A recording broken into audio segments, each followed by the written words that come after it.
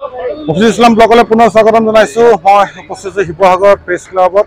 আজি বিশ্ব পৰিৱেশ দিৱস। পৰিৱেশ দিৱসৰ লগত সংগতি ৰাখি শিৱসাগৰ প্ৰেছ ক্লাবে আয়োজন কৰা যি গছপুলি বিতৰণৰ কাৰ্যসূচী আপোনালোকক দেখাই আছে পোনপটীয়াভাৱে। আজি বিশ্ব পাৰিপাৰ্শ্বিক দিৱস। আজি আমি বিশ্ব পাৰিপাৰ্শ্বিক দিৱসৰ লগত সংগতি ৰাখি শিৱসাগৰ প্ৰেছ ক্লাবে আমি গছপুলি বিতৰণ আৰু সন্ধিয়া 5:30 বজাত আমি আলোচনা চক্ৰ এখনি আয়োজন কৰিছোঁ।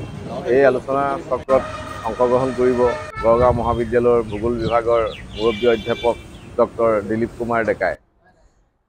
আজি আমাৰ বিশ্বত এইবাৰ আমি এটা বস্তু দেখিব পাইছোঁ যে আন বহু বছৰৰ তুলনাত এইবাৰ ভাৰতবৰ্ষৰ বিভিন্ন ৰাজ্যত তাপমাত্ৰাই 50 ডিগ্ৰী চেলচিয়াছতকৈ ওপৰত গৈছে। ইয়াৰ মুখ্য কাৰণ আমি সকলোৱে জানো, তথাপিতো আমি এই কথাটো সদায় আমি ইগনোৰ কৰি আহিছোঁ। বিশেষকৈ আমাৰ দেশত, আমাৰ ৰাজ্যত গছৰ সংখ্যা দিনে দিনে কমি আহিছে। আমাৰ বিভিন্ন উন্নয়নমূলক ক্ষেত্ৰত আমি বহু ধৰণৰ ডাঙৰ ডাঙৰ গছ আমি লাখে লাখে গছ আমি কাটি পেলাইছোঁ। তাৰ তুলনাত আমি গছপুলি ৰোপণ আমাৰ হোৱা নাই, যাৰ ফলত আমাৰ বিশ্বৰ পাৰিপাৰ্শ্বিক দিশত আমাৰ ব্যাপক খহনীয়া সৃষ্টি হৈছে, যাৰ পৰিপ্ৰেক্ষিতত নৱপ্ৰজন্মৰ বাবে ই এক অশনি সংকেত কঢ়িয়াই আনিছে। আগন্তুক আমাৰ যি নৱপ্ৰজন্ম, এই নৱপ্ৰজন্মসকল আমাৰ দেশত, আমাৰ ৰাজ্যত জীয়াই থাকিবলৈ হ'লে, বাচি থাকিবলৈ, তেওঁলোকে এখন সুখৰ সংসাৰ, সুখৰ জীৱন এটা অতিবাহিত কৰিবলৈ হ'লে তেওঁলোকক গছ লাগিব, আমাক গছ লাগিব। আৰু এই গছেহে আমাক মানুহক জীয়াই ৰাখিব, জীৱ জন্তু জীৱকুলক জীয়াই ৰাখিব পাৰিব।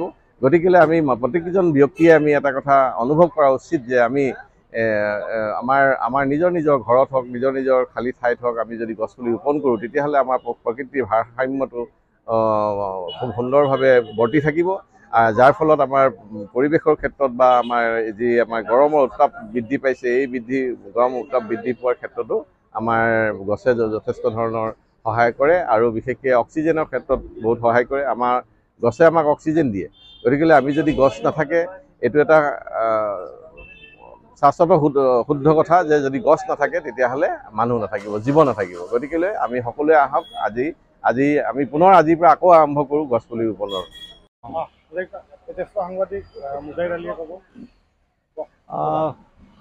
আজি শিৱসাগৰ প্ৰেছ ক্লাবৰ উদ্যোগত বিশ্ব পৰিৱেশ দিৱস উদযাপন কৰা হৈছে আৰু এই দিৱসৰ কেইবাটাও কাৰ্যসূচী আছে। তাৰ প্ৰথমটো কাৰ্যসূচী হিচাপে আমি ৰাইজৰ মাজত গছপুলি বিতৰণ কৰিছোঁ। গছপুলি ৰোৱাটো খুব প্ৰয়োজনীয় এটা কাম হিচাপে এতিয়া বিবেচিত হৈছে, কিয়নো খুব গৰম হৈছে। এই গৰম হোৱাৰ অন্যতম কাৰণ হৈছে যে আমি খুব দ্ৰুত গতিত আমাৰ উন্নয়নৰ কাৰণে, ৰাস্তাৰ কাৰণেই হওক, ঘৰ বাৰী বনাবৰ কাৰণেই হওক, গছবোৰ খুব দ্ৰুত গতিত কাটি যোৱা হৈছে আৰু সেই অনুপাতে গছ ৰোৱা হোৱা নাই। গতিকে আমি ৰাইজৰ মাজত সচেতনতা অনাৰ প্ৰয়োজন বোধ কৰিলোঁ আৰু সেইকাৰণে আজি এই পৰিৱেশ দিৱসৰ লগত সংগতি ৰাখি ৰাইজৰ মাজত গছপুলিবোৰ বিতৰণ কৰিছোঁ, যাতে এই গছপুলিবোৰ তেওঁলোকে ৰুই পেলাই প্ৰতিপালন কৰে আৰু পৰিৱেশৰ প্ৰতি এটা দায়বদ্ধ তেওঁলোকে মনোভাৱ গ্ৰহণ কৰে। আৰু ইয়াৰ সমান্তৰালভাৱে আজি বিয়লি আৰু এটা অনুষ্ঠান আছে। সেই অনুষ্ঠানটোত গড়গাঁও মহাবিদ্যালয়ৰ ভূগোল বিভাগৰ অধ্যাপক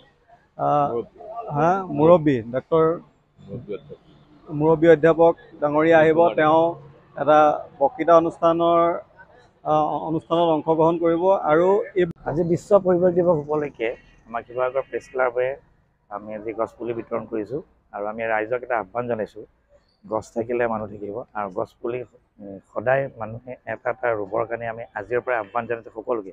আৰু নিজৰ জন্মদিনতো এটা গছপুলি ৰুব লাগে আৰু পৃথিৱীৰ ভাৰসাম্যটো ৰক্ষা কৰিবৰ কাৰণে আজিৰ পৰা আমি সংকল্পবদ্ধ হ'ব লাগে যে আমি গছপুলি ৰোপণ কৰি আমি পৃথিৱীখনক এটা ভাৰসাম্য সুস্থিৰ এটা কৰি দিব লাগে। কেৱল পৰিৱেশ দিৱসৰ দিনাই যে আমি গছপুলি ৰোপণ কৰিব লাগে সেইটো নহয়, আমি সদায় এটা সংকল্প লওঁ, সদায় যাতে আমি সকলোৱে এটা এটা গছপুলি ৰুব পাৰোঁ চেষ্টা কৰোঁ।